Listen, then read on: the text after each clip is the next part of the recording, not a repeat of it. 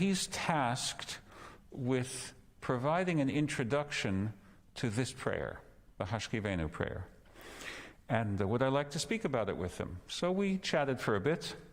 I gave him one idea and a second idea, and he said, well, that's nice. It clearly wasn't where he was going. And then he said, well, I have a question. On the fourth to the last line, it says, Ushmor tzeitenu uvoenu. He says, why does it say first our going out and then our coming in? Now, why do you say going and coming? In English, you could say coming and going. Why does the Hebrew say going and coming? Is there some lesson to be gleaned from that?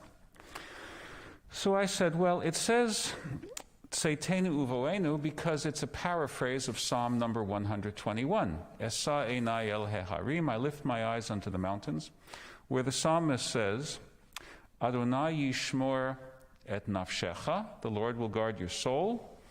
Adonai yishmor tzeitcha uvoecha me'ata v'ad olam. The Lord will guard your going and your coming from here to eternity. Now, I think most of my students would have been happy with that, and they would have said, oh, well, that answers it. But Ben wasn't happy. He said, well, that just pushes back the locus of perplexity.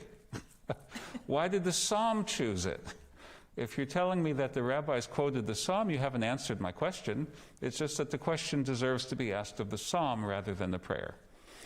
So I said, well, now we're pushing into uncharted territory. So let's think about this together.